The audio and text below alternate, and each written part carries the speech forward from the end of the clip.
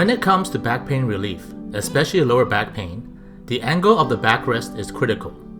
In 2006, Canadian researchers using MRI scans concluded that the ideal sitting position to reduce spinal pressure is in a chair with the backrest reclined at 135 degrees, with your 2 feet planted on the floor.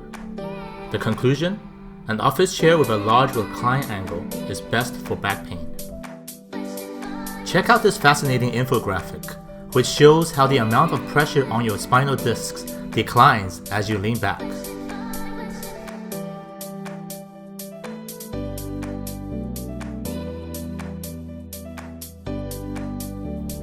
So given that 135 degrees reclined backrest is best for back pain, it stands to reason a high back chair with a good headrest will offer more support and comfort at that angle.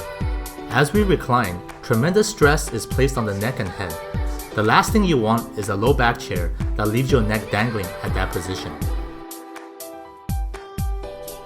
We recommend looking for chairs that offer adjustable lumbar support, whose location and firmness can be adjusted, as each individual's body type is different, and being stuck with fixed lumbar support can be worse than not having one at all.